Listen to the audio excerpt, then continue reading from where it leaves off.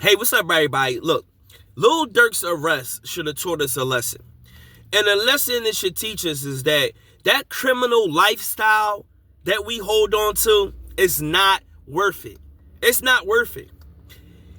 This man, and then we say free him, free them, free them. Free him for what?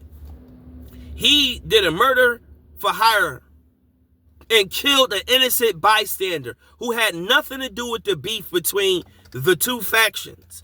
Quando Rondo, King Von, they fought. When King Von seen this guy on sight, he beat him up, punched him in his face. His homie, Rondo's homie, jumped out with the gun, shot him, killed him. And then, after all of that, got off. They dismissed the case because they said it was self-defense. Now keep this in mind. As the hood goes farther into this whole process of this beef that they had, people were trolling. Slide for Vine, slide for Vine, slide for Vine. Now, you get murder charges with your co-defendants and co-conspirators who snitched. One guy snitched and told on the whole thing. Now, the thing is, why should we be on the side of Durk? When Durk paid somebody to get killed, they killed somebody's son. Now, if this was your brother, would you be okay with that? See, because a lot of times we'll say, yo, free this person, free that person. He was a good guy. He was trying to change his life. Well, if he was really trying to change his life, why was he still involved with the streets? Why did he have 1 foot in and 1 foot out of the streets? Why was that? Why, from the hood, we kind of always glorify the criminal, the gangster, the mob, the mafia. We always make it seem like we're being picked out of the group and we're being picked on. But we're out there actually doing all of the crime. It's crazy how a lot of these guys, the Meek Mills, the Lil Durks, and all these people try to act as if they into police reform. They want to change the justice system and contribute to people coming home from jail and this, that, and the third. But you still in the streets, or you still got 1 foot in and 1 foot out. It's like you a wolf in sheep's clothing, so to speak. You can't act like you not in the streets on one side by being an artist and helping people. But then on the other side, you still a leader in some type of crew, some type of gang activity. You still a leader in that. Why is it that we say free Durk? Free him for what? Like when for instance, when somebody from the hood gets killed, and we'll say, oh, he gets deleted, so to speak. And then we'll say, damn, they took a real one. Well, how was this individual a real one when he was known to be a criminal? He was known to be a shooter. He was known to be a killer. He was terrorizing the community. Innocent bystanders, killing babies and kids. The neighborhood feared him. Why is that something that we stand on as a community of people in general? Because Americans, we glorify the criminal. We glorify the serial killers, the Jeffrey Dahmers, the Charles Mansons of the world. We glorify all of the criminals, the John Gottis of the world, the Big Meeches of the world. We glorify this, and then we make it seem like that's okay that they can do that. But then when they get locked up, it's like it's a gloom and doom. You see what I mean? Where it becomes like, well, what? Why? How come? Free this person? No. If it was up to me, I don't want him free.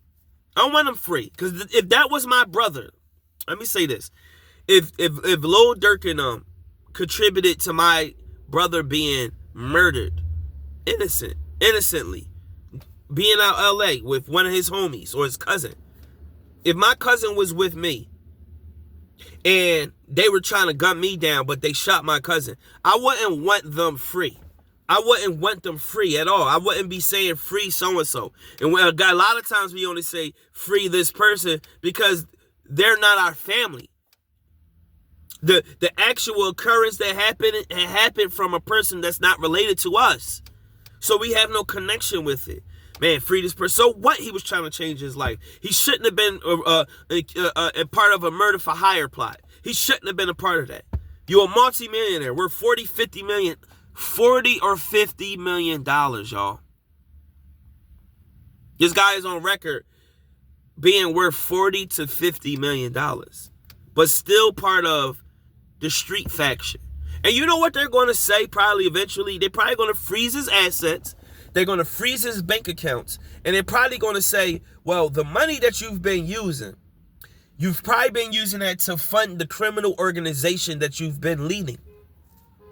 And they might up this to a RICO case. You see what I mean? So now we dealing with not only a murder for hire that carries a life sentence if somebody got injured. If somebody didn't get injured, I think it's like 20 to 40 years or something like that. But because somebody got killed, it carries a life sentence. The lesson of Lil Durk's arrest should be that the street life doesn't pay off. It's not worth holding on to. It's not worth standing on. Because when you get booked, ain't nobody going to be in court. Ain't nobody going to be at the court case, but maybe one of your cousins, one of your brothers, mommy going to be there, probably grandma. If dad is around, dad might come. He might come, but dad typically shows tough love. So dad may or may not show up, but if he fuck with you like that, he's going to come. Now, you about to go to jail. Your dad did 20 plus years. Now, you get locked up. Now you about to do life in jail. Like what? What was the point? You did all of this work over these last 15, 10 years. Getting in the industry, get a deal, go through the ups and downs of success. You finally make it to that level of success, but now you're involved with a murder for hire? I mean, come on. Like, seriously, like, these criminals today are probably the dumbest criminals on record talking about what they've done. On record talking about what happened yesterday. Starting with Bobby Shmurda on up to now. These drill rappers today on record talking about crimes. What they've been doing. What they're involved with. It's crazy that most of these people think that they could just do what they want and then get locked up and complain about it. That's what I don't like. That's what I don't like. Is you could be part of all of the criminal stuff you want to be a part of. But when you get locked up, you're complaining. Saying, free this person, bring him home. For what? For what? Let them get locked up. Let him learn his lesson. That's what jail for. When you do a crime, you do the time. When you do the crime, you get arrested, you go to jail, and you sit your ass down and have years to think about it.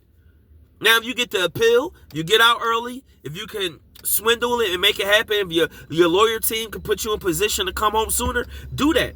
But Lil Durk's arrest should have taught us that holding on to that street shit is not worth it. It's not worth it. It's not worth your time. It's not worth your freedom.